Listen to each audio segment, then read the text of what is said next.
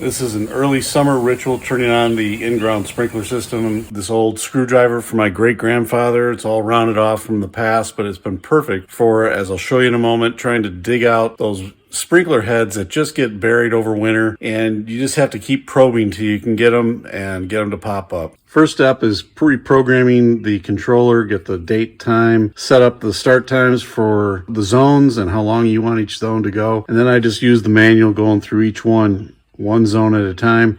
And I use my trusty old screwdriver to find the buried heads. Single station, and I'm gonna go to the last one since my wife is working out there. I don't want to blast her or else I won't be sleeping in the house tonight.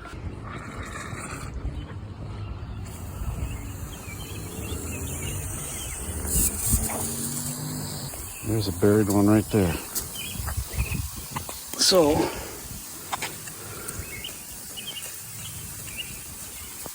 you can see I'm just probing as my phone gets soaking wet and me. There's no clean way to do this.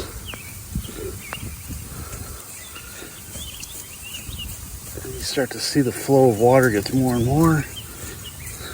Just kind of keep probing around. Eventually stop. There we go. I think I'm feeling it.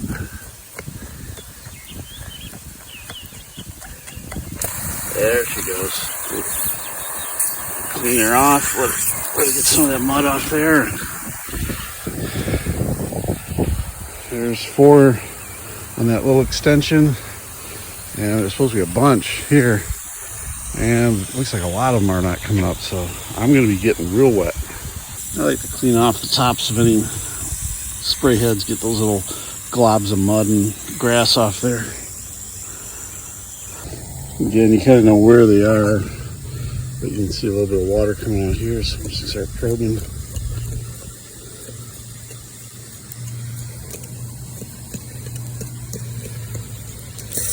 There she goes. Get the glob of mud off. Let's let it wash itself off a bit.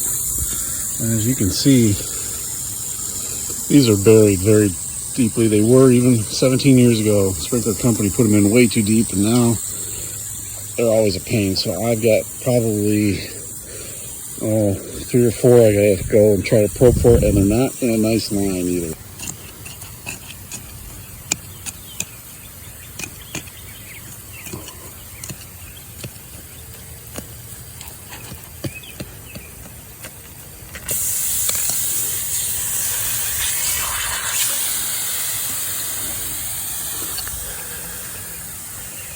Alright, sometimes if you let the water run long enough, it'll soften the earth and they'll come up on their own, but I find that these real deep ones, I have to always dig them out.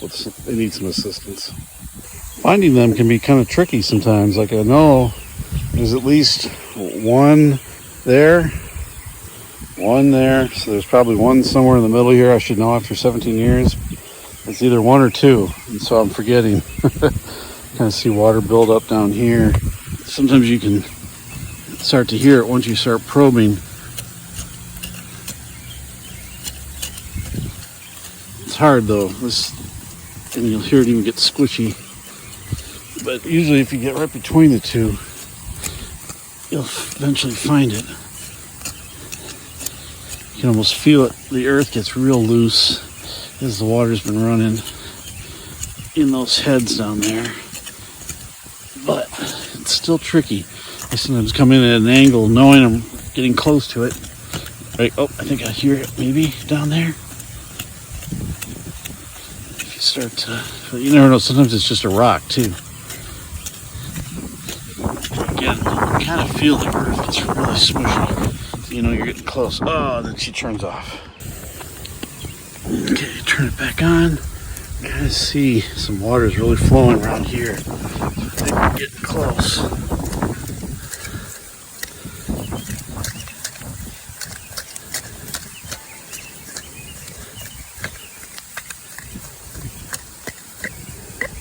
Oh, hear it? Kind of hear it. That's all the pressure. Getting some bubbles and water here. I think as I keep poking, we're gonna find it. I think I'm feeling it right there.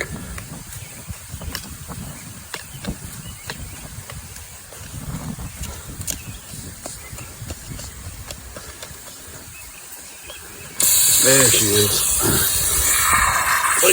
Like hitting oil. And there's no clean way of doing this. This is what you do. You just get wet.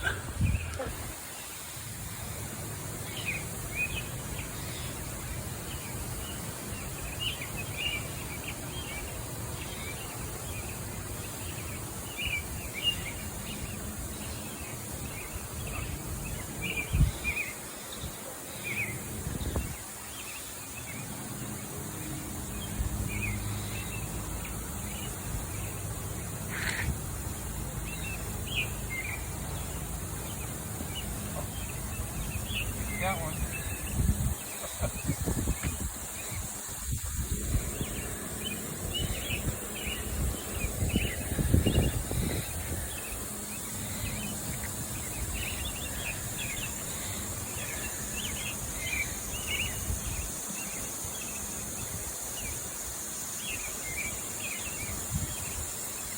Ah, there we go. One more. Somewhere.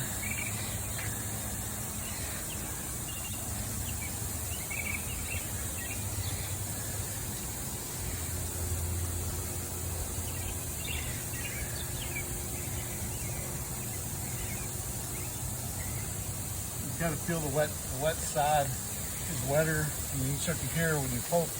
You can start to hear a little bit of a. Oh, here we go. I think we got one.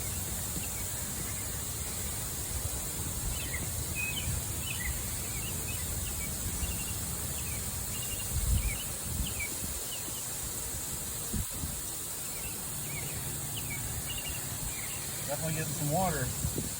We're near it. Aha! There she blows. All right.